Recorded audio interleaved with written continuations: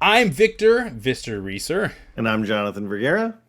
and this is Indies Nuts, the podcast where we play and review newly released indie games so you don't have to, unless, of course, they're good. Yes, and today we actually have one that is a good one, which is nice. Always a pleasant surprise when a game is good. So this time we played through 30XX, the sequel to 20XX, kind of a homage to the Mega Man Zero series. Now, if you guys didn't watch the preview video for this one, it's been a little bit since No, if you didn't watch it, go back, watch it, and then come back in here. Go back. You like it? You like it? Subscribe, and then you come back. I don't want you here. We're not even going to talk about that. You enjoy that No. hook fact in that video. All right, and we're not here gonna for the move on. There's no casuals. There's no casuals. Okay. All right. This Well, is anyway, the hardcore nutters or whatever. We haven't established a name. I don't know that of our Nutters fans is a yet. good name for it. It might not. It might not be. Whatever. We'll let the fans decide what they want to be called. I don't know. Nutters. Nutters is going to grow on me. I feel like that's going to be it. At any rate, this game is based off of the Mega Man Zero series on the DS and Game Boy Advance. I think they originally came out on Game Boy Advance and then were ported to DS. It's been a while. I should know Yeah. this. I've played through. Yeah, every yeah, Mega yeah. Man The first game in the series was on the DS. They had another game in the series on the. No. Sorry, the first game was on the DS, and then they had a game. Jesus. The Game Boy Advance. Then they had a game on the DS. I like later. that you're like, the first Yeah. one was, wait, no, I said that the wrong way. Let me say it exactly the Flip same it, way. reverse it, and then reverse that so it's the exact same thing, dude. At any rate, you can tell that the people who made this game are very big Mega Man fans. Yeah. 20XX was a love letter to Mega Man X. This one, again, Mega Man Zero. And I think that it captures that spirit of the game pretty well. As I said in the previous video, I played through all of the Zero series back when I did the Blue Wizard project, the fundraiser where I played through a bunch of Mega Man games, and I really enjoyed the Zero series. Actually, it was a very pleasant surprise, especially after the slog that was the end of the X series. And I feel like this game captures it pretty well. The art style, the feel of the controls, the general gameplay of it all. It's pretty spot on. And so, like I said, this game, it was fun. I enjoyed it. Victor and we played this for, I don't remember how long we played, maybe an hour or two. We went through the game, through a few runs of the game. I really enjoyed it. I really think that once it's out of early access, I will probably put more time into it and see what happens. I played 20XX in early access as well and never ended up finishing it, because I had played so much time with it before it was finalized, and I didn't want that to happen with this one. So I'll jump back into it, but later. Now, jumping into some of the positive things that we have about it, one of the big things was just that the online worked really, really well, which I appreciate. You know, these days when Victor and I play a lot of these indie games together, we're having to go through kind of back doors into multiplayer. We're going through Parsec or Steam's remote play. Is that what it's called? Yep, that's right. But there's always issues. Either the sound's not working, or the controller's not registering, or Dan has to use a keyboard while Victor and I use controllers or things like that. So it's nice to have a game that just out of the box you can play it online, and I think it worked pretty well. The visuals didn't sync up entirely. There would be times where, you know, Victor on his screen was like mid jumping over a cliff, and on my screen he's behind me. But it never really affected gameplay. I'm not sure how they managed to do that, but I don't know if you felt differently on that one, Victor. But to me, I agree. I think never had an it issue was with it. right, and you know, for a game like this where it's a Mega Man style game, so you have like platforming, bullet hell style experience. You would think, oh, okay, well, if I can't dodge the projectiles on my screen, but they're different for my friend when we're playing together, one of us is going to be affected by that. That never happened. I don't quite know how they figured it out. I'm assuming that each of us is running our own independent run, and it's like the exact same data that's being, parsed to each computer. and then our inputs are being fed back to that. However they figured it out, it works well. Yeah, the co-op works well. It worked really well. Yeah. I would also say that the game, as I mentioned, looks really, really good. It has that same spirit of Mega Man Zero. If you looked at 2 screenshots of the Mega Man Zero series and this one, they look pretty much the same. If you've never seen it, it's just a very detailed, kind of stylized, late Game Boy Advance, early Nintendo DS style of game. And it captures that perfectly. I thought it looked really beautiful, especially some of the backgrounds in this game looked great. A lot of detail work on the sprites for the enemies and stuff like that. They also did a really good job of making the multiplayer cohesive in the terms of like, it wasn't competitive. You're definitely working on the same team, and to fix some of the issues that would come up if you were competing against each other, they took out things like fighting over who gets items. If you pick up a power-up, it affects both of you. If you pick up a set of money, it's for both of you. And I thought that was really good. It made the game more about getting through the level rather than, oh, I need to stop fighting this bad guy and pick up some stuff because otherwise Victor is going to outpace me or something like that. So right, or even if you're looking to, on a cooperative level, try to complete the stage and both of you are alive, the game never felt like the flow of the game was being broken up by having to deal with unequal distribution of items or power-ups or abilities, and that's great. That's what you want.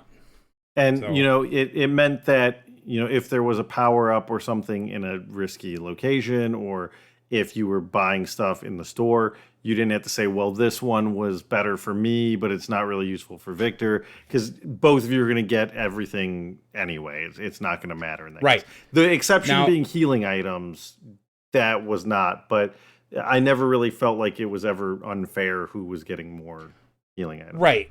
It was very easy for as far as the visuals were concerned, to see, oh, this is popping out now. Oh, wait up. A couple times maybe one of us would grab the other ones, but it was never to the point where it was annoying or frustrating or we felt like it hindered the gameplay at all. So kudos. Yeah. And the next points that we want to talk about is it has 2 characters right now you can choose from. I think 20XX also only had 2. I believe so. They may have added one later, because I think there's definitely the Mega Man and the Zero character, but I feel like they may have added an Axel character later, but I could be wrong about that. I didn't play the official 20XX. launch, yeah. But looking at 30XX, it seems like they're starting off with the same sort of setup. You have the 2 options, the Mega Man archetype, and then you have the laser, beam saber, sword wielding Zero archetype, and you can each play as whichever you want. So you could have 2 Mega Mans and 2 Zeros if you want to do that. The visuals, unfortunately, they are identical if you both pick the same character. Yeah. So again, for now, we don't know. Maybe they'll fix that by exactly. Release, so. Ideally, they will, because that's not great. But you're right. This is early access, and there are some visual things we're going to talk about in a bit, definitely. The controls also felt fantastic. As far as a Mega Man game is concerned, sometimes the dash is a little slower than when you get the dash power up in a Mega Man X series games or in the Zero series games, but you can get that upgraded. You can upgrade your overall speed and other augmentations, like you can have a triple jump later by allocating points to whatever power-ups you want. You have an economy. You have like a point buy system. And that's something that we didn't mention in this video, but this is a Mega Man roguelike. So you are doing a run where you're trying to get through the whole game in one try. John, they already know. They watched the other video. That's right. I forgot. They watched this one. Come on. And so, yes, when you power up the dash, it feels fine. But when you're at the beginning of the run, it feels a little bit on the slow side. Right. But again, it's really cool that you can power that. You can, power up a lot of different things that make the game. You can kind of customize it to how you want. The boss fights were really fun. Mm-hmm. They were challenging. A couple of them, we died, and it's like, oh man, we were so close. But, died one time. Then we were, the pattern wasn't too complicated, but it was more complicated than old school Mega Man and Mega Man X. The enemies that they felt like the Robot Masters felt like they were kind of playing smartly, and there were different stages to the boss fights, which was really interesting. The bird stage where you would fight this owl creature, the owl robot master, in one part while he was attacking you, and then he took enough damage or time went by and he moved back through the stage, and then he was launching like global projectiles. Yeah, you're like running through the level at the same time. So you're doing like platforming while fighting the boss, and that part it was very cool. There were a few other boss fights that I'm not going to spoil it because I want you to go in and have them. But there were a few boss fights where Victor and I were like, "Oh wait, what's going on? Like, what do we have to do with this one? Right. Or how did that hit us? Or things like that." So there's nice some cool surprises. Yeah, right. Even though it's an homage and a sort of a love letter, they still added some things that are not present and probably should be in future.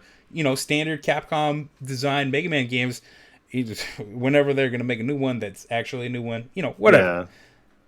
So that's good. Yeah.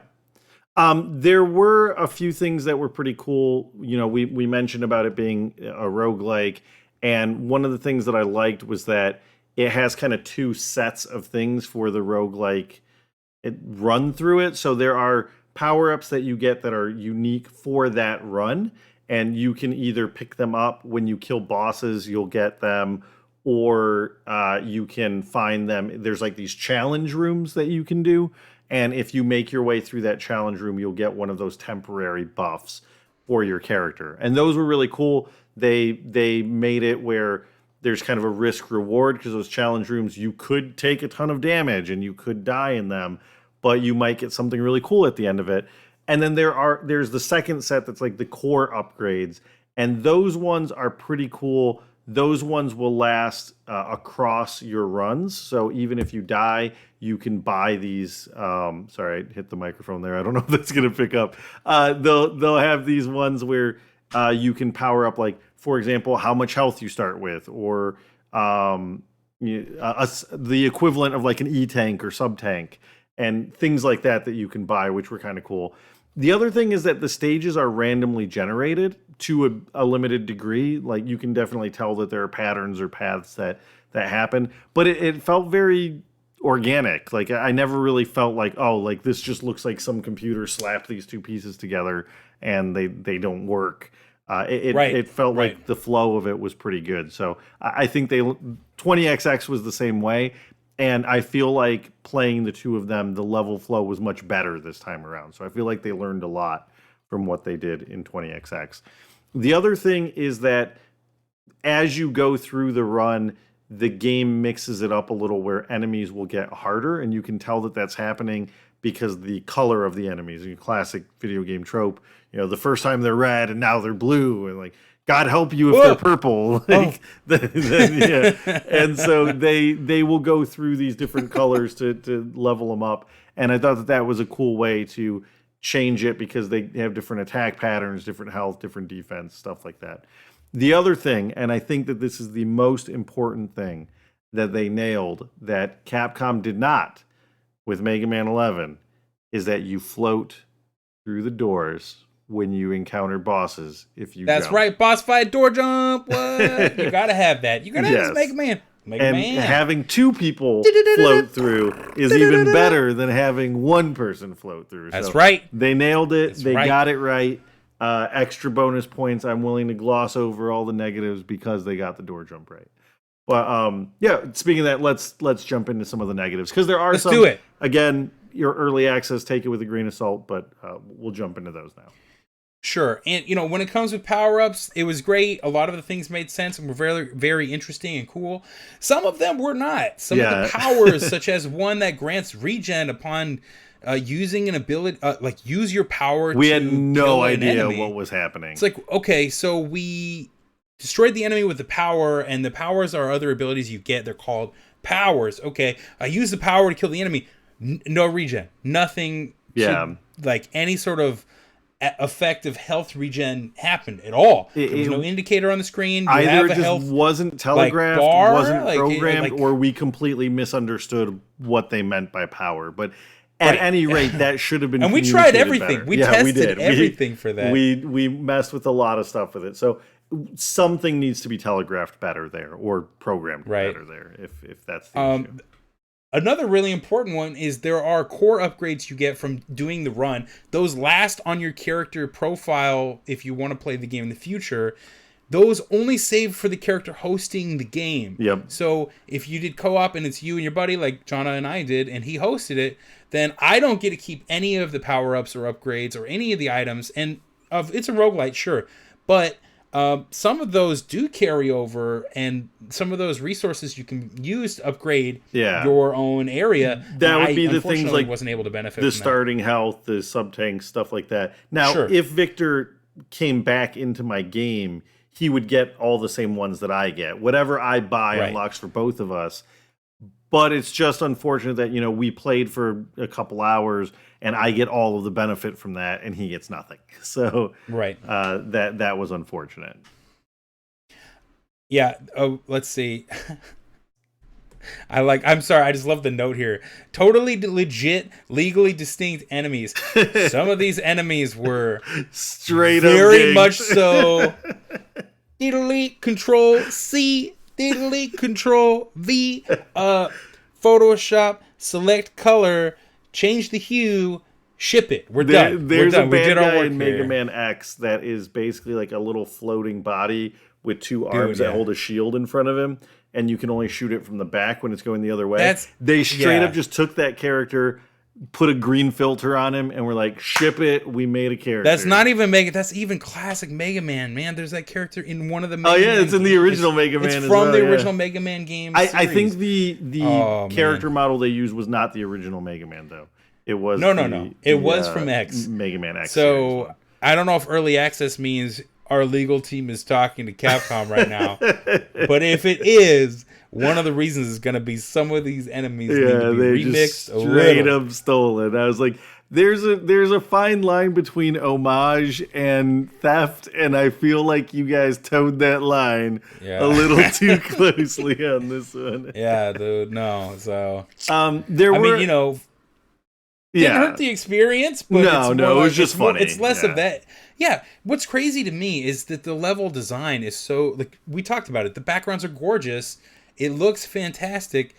It seems almost as if that would have been so much harder to spend time on than it would be for some of these assets that need to be. I feel like updated. You could have even just made like, oh, he doesn't have a sphere body, he's got a cube body. Like now he's legally anything. Like it's not a semicircle, or just it's like a glowing orb. I mean, whatever, it needs to be done though. Yeah, what I want them to do is just really lean into it. And I want them to have like the little yellow hat Eddie dudes, but they just have like a mustache and the nose mustache glasses, right? Like that's I just want that instead of a plus sign, it's like a diamond. It's like, oh, okay, we got it. It's like a multiplication sign. They just tilt it a little. That's even better. That's even better. But yeah, that's essentially what they were doing. There were a few other things with the art and the art assets that I think they could fix or work on. One big example that Victor spotted while we were playing was that when you're playing the Mega Man character, you have the not Mega Buster on your arm, and when you're running to the left, it's on when you're running to the right, it's on your right arm. But then when you run to the left, it's on your left arm, and it just mirror images the picture. And like we haven't had to do that. What was it, like Street Fighter 3 was one of the first games that showed like, oh look, this guy's body's two colors because we got the technology where we don't have to mirror image it. And that was not the case for the characters in this game, which is a little disappointing. Again, maybe they'll fix that before it comes out, hopefully, but we'll see. One of the other things that we noticed with the art assets was that when it randomly generated the stages, the textures for the ground didn't reach all the way to the bottom of the screen. Right. So there was one part where it's like, if you ever played like Sonic the Hedgehog, for example, and you somehow like glitched your way down through the ground, and you could see where the ground textures ended, but the background kept extending down. That's exactly what it looked like, and it pulls you out of the immersion because it's so jarring when you see it. So they've got to tweak that random generation for that. They just gotta fill it. Yeah, I don't know if they have like they're missing some compiler to fill everything in. Whatever they need to, whatever they need to do, that needs to get fixed. So the other one is that there were we joked about the legally distinct enemies, but there's actually not a lot of enemy variety yet. And again, I think that this is something they are going to fix because I feel like my memory might be failing me on this one, but I believe with 20XX, as time went by, they added more enemies, more power-ups, more stages, and things like that until the final product. And I'm hoping that that's the case in this one, that maybe they're going to add more enemy types as they go. But it just felt like you were fighting a lot of the same enemies. There wasn't a lot of stage-specific enemies, which, is a big thing in the Mega Man series. You'll see some variation in them, or at least they look different or something in a different stage. There were some though. There were some. Yes. Just not there were a lot of, just not as many as there could be. Yeah. Yeah. I would like to see that tweaked a little bit, ramp that up a little bit in the final build.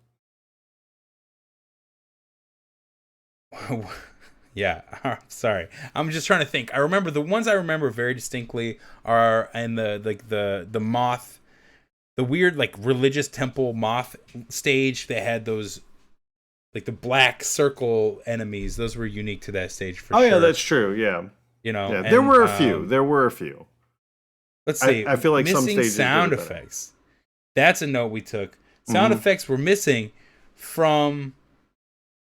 I don't remember what. It was so there were a few. There, number one was every once in a while the sound would cut out where your weapons weren't making sound. Oh, that's right. Especially with the sword. Yeah, but the big one was when you were getting hit. When you were getting hit, you like the main. There's not really an animation for getting hit. It's mostly your character would grunt. But when your character wasn't grunting, right, you don't know. Am I taking an important feature? Yeah, an important feature for platforming games in general, and a lot of other games, is that there's that you have that invincibility when the hit stun invincibility. Now, hit stun is for people who don't know what that is. It means when your character has taken damage, they are unable to do any other actions for a small amount of time. Usually, it could be something like 10 frames is typically what it is. It's like 5 to 10 frames. So that's a very small amount of time. It's enough time where you can try to bump something in and you're like, oh, I see I got hit. You can see it. And then you're also not getting hit. And after that, typically you flash for another maybe 1/10 of a second or so, and you won't take damage. And that means projectiles will move through you, and other things, will go through you, so you can react and you can overcome some challenge that way, using that to your advantage. That's a really important thing for a lot of speedrunners, for example, getting past really difficult obstacles in some stages, and it's used in games like Ninja Gaiden and other things to get through there. It's a staple also of Mega Man style games. Yes. It's very common. In Mega Man X, he does a little like pow pow pow. And in Mega Man 2, he does like yeah, and it kind of flashes Mega Man's, a couple times. Slide back. He blinks. There's a little white like bam bam, he got hit, and you're like, "Oh, I see this has happened." Not very clear in this game. No. And a couple times we did get cheesed, I felt like, when you're fighting the boss and you're like, wow, what? How's my health going down so low? There aren't a lot of indicators when you are taking damage from projectiles from enemies.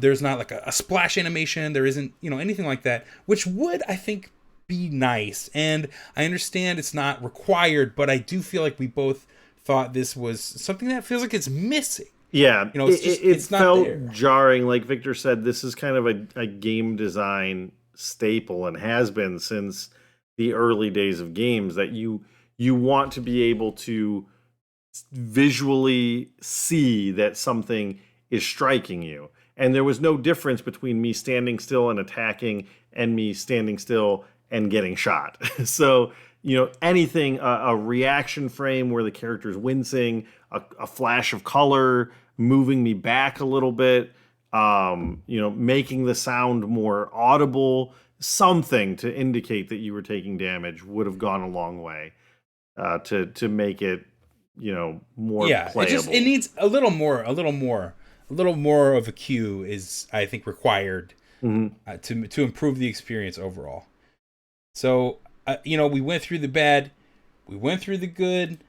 I still have to say, overall, early access, this game runs and plays great.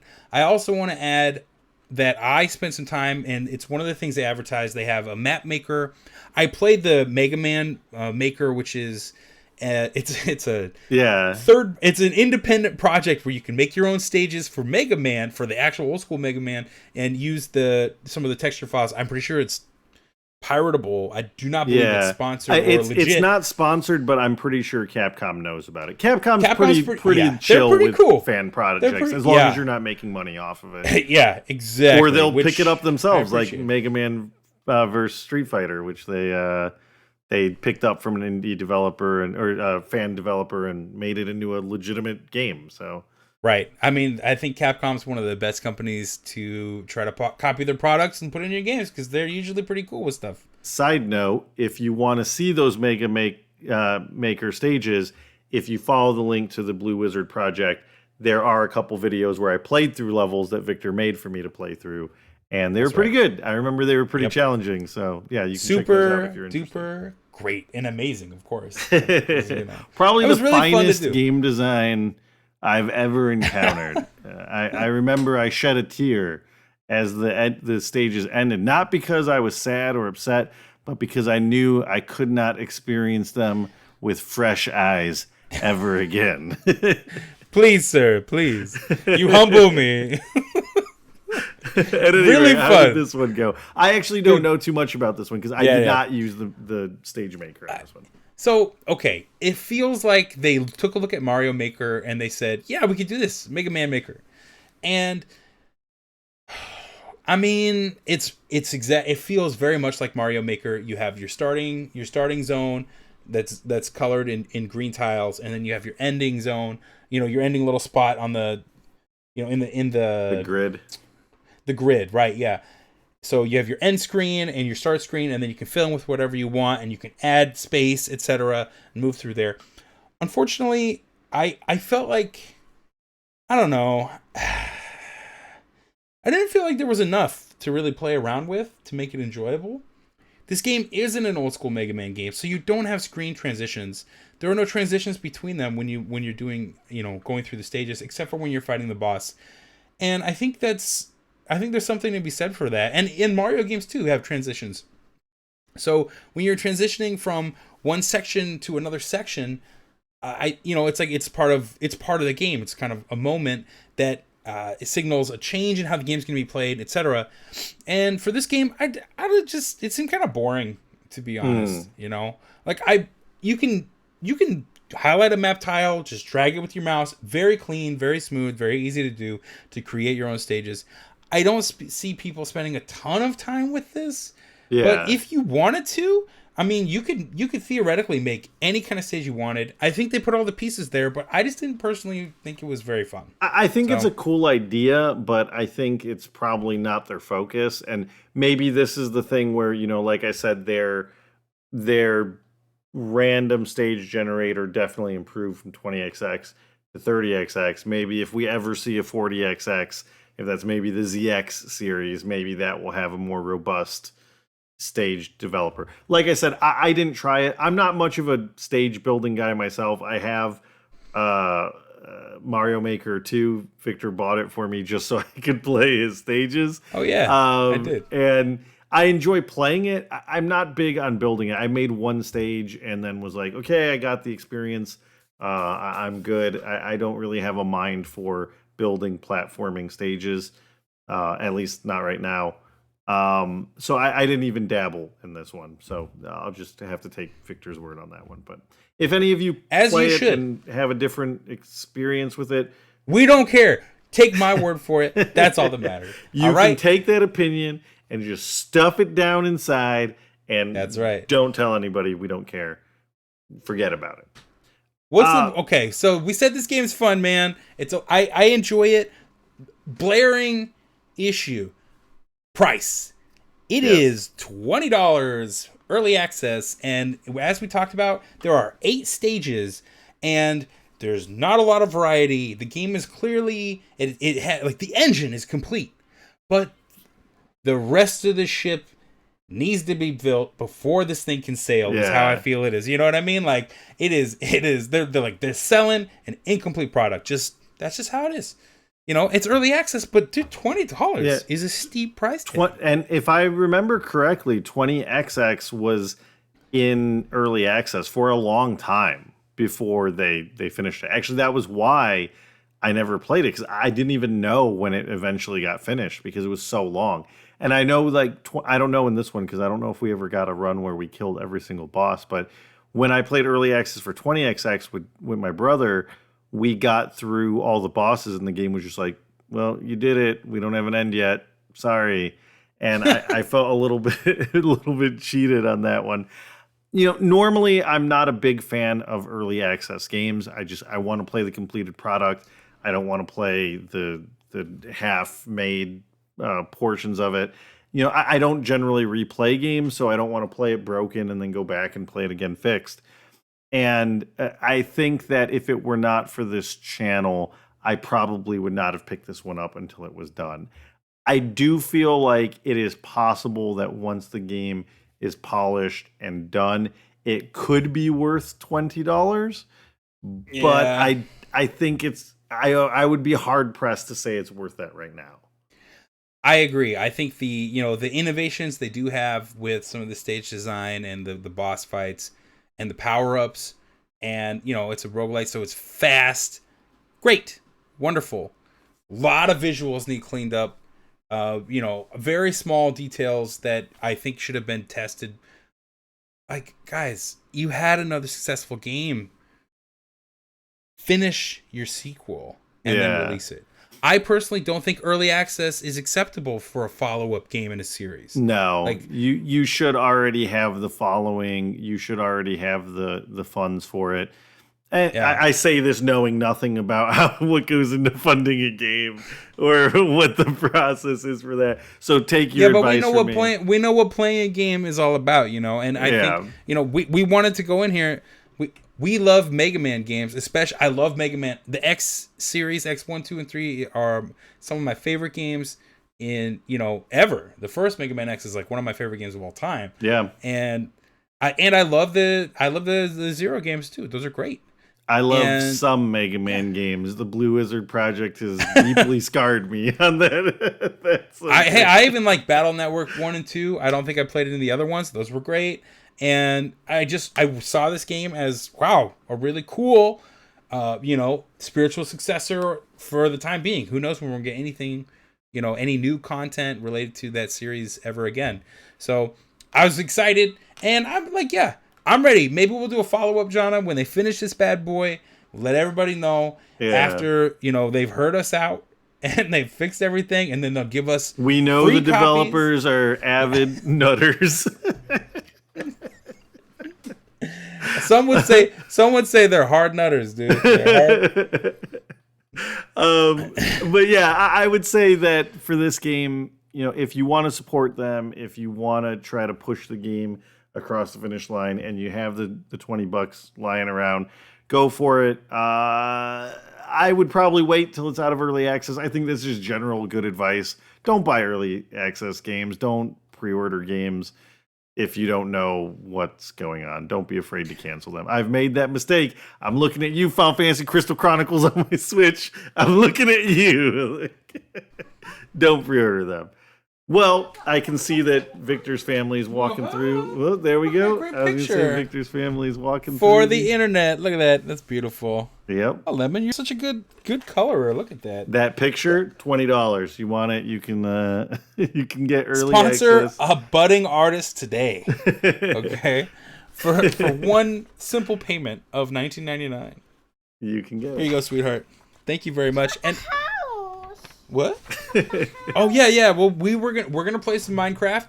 So in the meantime, we're gonna have another video up sometime soon where we're gonna do something fun. Yeah, we haven't decided what we're gonna do for the next game. We were thinking about maybe Kaze and the Winds, I think it's called, that like Donkey Kong Country-esque game where you play as a rabbit, but we haven't really decided 100% what we're gonna play in the next one. So We'll Stay figure it out. tuned, and we will put out next after this one another side quest, and we'll probably let you know in that video what the next one's going to be. So stay tuned. We're gonna Make hit sure us you- Minecraft in just a minute, babe.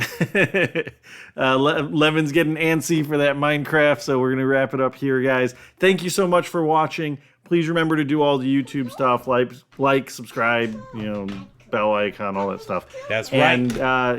And tell your friends. We'll see Let you them guys know. next time. Yeah, please do. Be a proud right. nutter. Be a proud nutter. Proud to the end. All right, guys. We'll catch you next time. Peace. Bye.